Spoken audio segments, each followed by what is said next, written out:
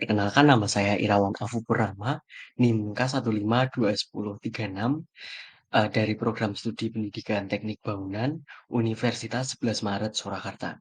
Nah, pada kesempatan kali ini saya akan membahas salah satu materi dari mata kuliah Pendidikan Kewarganegaraan, yaitu dengan materi Negara Hukum dan Hak Asasi Manusia. Nah, nanti di materi kali ini kita akan membahas beberapa hal seperti kita akan membahas tentang konsep dan ciri negara hukum itu sendiri, terus juga negara hukum yang ada di Indonesia, terus ada hakikat hak asasi manusia, selanjutnya ada sejarah dari perkembangan hak asasi manusia itu sendiri, dan juga ada perkembangan hak asasi manusia yang ada di Indonesia. Oke, langsung saja kita ke materi negara hukum dan hak asasi manusia. Nah, yang pertama kita akan membahas tentang negara hukum. Nah, apa itu sih negara hukum? Nah, menurut Mustafa Kamal Pasha pada tahun 2003 menjelaskan bahwa negara hukum merupakan negara yang penyelenggaraan kekuasaan pemerintahannya itu didasarkan atas hukum. Nah, di negara yang berdasarkan atas hukum, maka negara termasuk di dalamnya pemerintahan dan lembaga-lembaga lain dalam melaksanakan tindakan apapun harus dilandasi oleh hukum dan dapat dipertanggungjawabkan secara hukum. Nah, dalam negara hukum, kekuasaan menjalankan pemerintahan itu berdasarkan atas kedaulatan hukum atau yang biasa kita sebut dengan supremasi hukum dan bertujuan untuk menyelenggarakan ketertiban hukum. Nah, membahas tentang negara hukum, istilah dari negara hukum itu sama istilahnya dengan beberapa istilah yang lain, seperti istilah rich state yang diberikan oleh ahli hukum Eropa kontinental, ataupun istilah rule of law yang diberikan oleh ahli hukum Anglo-Saxon. Nah, itu istilah-istilah tersebut sama dengan artinya dengan negara hukum. Oke, selanjutnya kita akan membahas tentang tujuan dari negara hukum. Nah, ada 3 tujuan, yaitu adanya keadilan, terus juga tujuan yang kedua adanya kepastian, dan yang ketiga itu bertujuan untuk eee, mendapatkan kemanfaatan. Nah, apa artinya dari masing-masing tujuan tersebut? Tujuan yang pertama yaitu keadilan. Keadilan itu bertujuan untuk merumuskan sebuah keadilan hukum dalam bentuk hak dan kewajiban serta ditegaskan oleh proses hukum. Nah, tujuan yang kedua yaitu kepastian, yaitu untuk menjamin hak dan kewajiban dari warga negara di negara hukum tersebut. Dan yang ketiga yaitu kemanfaatan, yaitu guna menciptakan sebuah manfaat dan kesejahteraan bagi masyarakat di negara hukum tersebut. Oke. Nah, selanjutnya ada konsep dari negara hukum. Konsep dari negara hukum dibagi menjadi dua, yaitu negara hukum formil dan negara hukum material. Nah, apa itu sih negara hukum formil dan material? Nah, negara hukum formil itu merupakan negara yang membatasi ruang gerak dan negara tersebut pasif terhadap kepentingan rakyat. Nah, negara hukum formil ini juga biasa kita sebut sebagai negara hukum klasik. Nah, konsep yang kedua, yaitu negara hukum material. Nah, negara hukum material itu memiliki tanggung jawab penuh terhadap kesejahteraan rakyat. Nah, negara hukum material ini biasa disebut juga sebagai negara hukum modern. Nah, menurut teman-teman nih, konsep negara hukum yang diambil di Indonesia itu merupakan negara hukum formil atau material? Oke.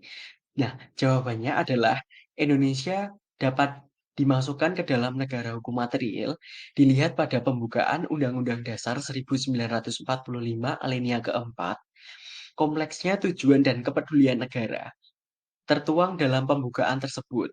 Dasar lain yang dapat dijadikan landasan bahwa negara Indonesia adalah negara hukum, ya ini pada bab ke-14 tentang perekonomian negara dan kesejahteraan sosial, pasal 33 dan 34 Undang-Undang Dasar 1945, yang menegaskan bahwa negara turut aktif dan bertanggung jawab atas perekonomian negara dari dan kesejahteraan rakyat. Selanjutnya ada ciri-ciri dari negara hukum. Nah, ciri-ciri dari negara hukum ini berdasarkan Konferensi International Commission of Juris yang diadakan di Bangkok pada tanggal 15 hingga 19 Februari tahun 1965. Nah, ciri-cirinya yaitu seperti perlindungan konstitusional, terus juga yang kedua ada badan kehakiman yang bebas dan tidak memihak. Terus yang ketiga ada, kebebasan untuk mengemukakan pendapat dan berorganisasi, dan yang terakhir itu adanya pemilihan umum yang bebas. Selanjutnya ada perwujudan dari negara hukum di Indonesia.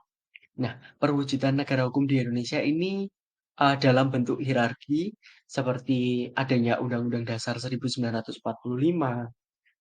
Selanjutnya ada ketetapan MPR, terus ada undang-undang atau peraturan pengganti undang-undang, terus juga ada peraturan pemerintah, peraturan presiden, dan turun lagi ke peraturan daerah provinsi dan peraturan daerah kabupaten atau kota. Nah, selanjutnya ada prinsip negara hukum di Indonesia. Prinsipnya yang pertama yaitu norma hukum itu akan bersumber pada Pancasila. Yang kedua yaitu bersistem konstitusional. Yang ketiga, kedaulatan rakyat atau prinsip demokrasi atau demokratis. Nah, yang keempat yaitu prinsip persamaan kedudukan. Yang kelima, adanya organ pembentuk undang-undang. Yang keenam yaitu sistem pemerintahan presidensial. Dan yang ketujuh yaitu adanya jaminan hak asasi manusia dan kewajiban dasar. Nah, pada prinsip ini ditegaskan bahwa Eee, ada prinsip demokratis. Nah, artinya negara hukum ini ada kaitannya dengan, demokrasi. Nah, negara demokrasi adalah negara hukum, tetapi negara hukum belum tentu negara demokrasi.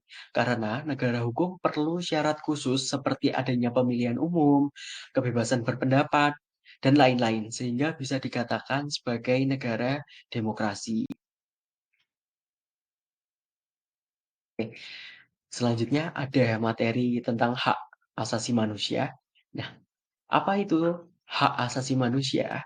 Nah, menurut Mustafa Kamal pada tahun 2002, hak asasi manusia adalah hak dasar yang melekat dan dimiliki setiap manusia sejak lahir sebagai anugerah Tuhan Yang Maha Esa. Nah, sifat dari hak asasi manusia ini tidak dapat dicabut atau dipindahkan oleh orang lain, sekalipun negara, dan hak asasi manusia sudah menjadi hak bagi bayi di dalam kandungan untuk hidup. Nah, sehingga rumusan dari Mustafa Kamal Pasha tadi akan lebih sesuai adalah merupakan hak dasar yang melekat pada manusia sejak ia lahir. Oke. Nah, selanjutnya ada sejarah eh, pengakuan hak asasi manusia ya. Yaitu dimulai dari, perkembangan hak asasi manusia pada masa sejarah, itu bermula pada masa kenabian yang sudah berupaya menegakkan HAM. Selanjutnya ada perkembangan hak asasi manusia di Inggris, itu seperti adanya Piagam Magna Carta pada tahun 1215 tentang pembatasan kekuasaan Raja John. Terus juga ada, Piagam Petition of Rights pada tahun 1628 dan juga ada Bill of Rights pada tahun 1689. Selanjutnya ada perkembangan hak asasi manusia di Amerika Serikat. Itu perjuangan hak asasi manusia disebabkan oleh rakyat Amerika Serikat dan Eropa itu merasa tertindas oleh Amerika Serikat. Nah, itu merupakan salah satu bentuk eee, perjuangan ya rakyat Eropa yang ada di Amerika Serikat untuk mendapatkan hak asasi manusia. Dan Amerika Serikat menjadi negara pertama yang menetapkan hak asasi manusia di dalam konstitusinya. Selanjutnya perkembangan hak asasi manusia di Prancis. Nah, itu dengan munculnya Declaration des Droits de l'Homme et du Citoyen, yang artinya yaitu pernyataan mengenai hak-hak asasi manusia dan warga negara. Nah, revolusi Prancis ini dikenal sebagai perjuangan penegakan hak asasi manusia di Eropa. Dan yang terakhir itu adanya Atlantic Charter pada tahun 1941. Itu berisi 4 kebebasan, yaitu berupa kebebasan beragama, kebebasan berbicara dan berpendapat, kebebasan dari ketakutan, dan kebebasan dari kemiskinan.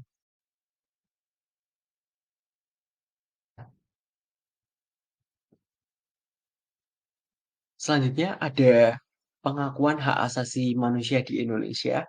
Nah, sebelum kita masuk ke pengakuan hak asasi manusia di Indonesia, mungkin teman-teman akan lebih paham jika teman-teman mengetahui apa saja sih bentuk-bentuk dari hak asasi manusia. Nah, menurut Undang-Undang Dasar Nomor 39 Tahun 1999, bentuk-bentuk dari hak asasi manusia, yaitu seperti hak untuk hidup, hak berkeluarga, hak mengembangkan diri, terus juga ada hak keadilan, berikutnya ada hak kemerdekaan, terus hak, berkomunikasi, hak keamanan, hak kesejahteraan, dan ada hak untuk mendapatkan perlindungan. Oke, selanjutnya kita akan membahas pengakuan hak asasi manusia di Indonesia. Nah, itu yang pertama ada pada pembukaan Undang-Undang Dasar 1945 alinea pertama. Di situ dikatakan bahwa sesungguhnya kemerdekaan itu adalah hak segala bangsa dan seterusnya. Berdasarkan hal tersebut, maka bangsa Indonesia mengakui kemerdekaan atau kebebasan. Yang kedua yaitu pembukaan Undang-Undang Dasar 1945 alinea keempat yang berisi nilai-nilai luhur dari Pancasila. Dan yang ketiga yaitu pada batang tubuh Undang-Undang Dasar 1945 yang tertuang dalam pasal 28A sampai J Undang-Undang Dasar 1945 hasil amandemen 1 tahun 1999. Dan yang keempat yaitu peraturan perundang-undangan. Nah, yang dijelaskan pada Undang-Undang Nomor 39 Tahun 1999 tentang Jaminan Hak Asasi di Indonesia. Isinya seperti yang pertama hak untuk hidup di pasal keempat, hak untuk berkeluarga pada pasal 10, dan hak untuk mengembangkan diri pada pasal 11 hingga 16, serta lain-lainnya. Oke. Selanjutnya ada bentuk-bentuk penegakan hak asasi manusia di Indonesia, yaitu adanya Komisi Nasional Hak Asasi Manusia yang dibentuk berdasarkan Keputusan Presiden Nomor 50 Tahun 1993. Yang kedua yaitu adanya Pengadilan Hak Asasi Manusia. Nah, pengadilan ini dibentuk berdasarkan Undang-Undang Nomor 26 Tahun 2000. Berikutnya ada Pengadilan Hak Asasi Manusia ad hoc dan ada Komisi Kebenaran Rekonsiliasi atau KKR yang telah dibubarkan Mahkamah Konstitusi karena tidak memiliki dasar hukum yang jelas atau tidak memiliki dasar hukum yang kuat. Itu. Berikut ada salah satu contoh kasus dari pelanggaran hak asasi manusia yang mungkin masih terbaru ya, masih cukup hangat dan dibicarakan oleh publik, yaitu pada kasus tragedi Kanjuruhan di Malang pada tahun 2022 kemarin. Nah, Komisi Nasional Hak Asasi Manusia atau HAM menyatakan bahwa terdapat pelanggaran hak asasi manusia dalam tragedi Kanjuruhan pada 1 Oktober 2022 lalu. Nah, Komisi Nasional Hak Asasi Manusia yaitu Khairul Anam mengatakan bahwa tragedi Kanjuruhan terjadi karena tata kelola yang tidak menghormati keselamatan dan keamanan dalam penyelenggaraan pertandingan sepak bola. Nah, Anam juga mengatakan ada 7 pelanggaran hak asasi manusia yang terjadi dalam peristiwa tersebut. Salah satunya yaitu berupa tindakan berlebihan atau excessive use of force, yaitu dengan adanya penembakan gas air mata. Adapun 6 pelanggaran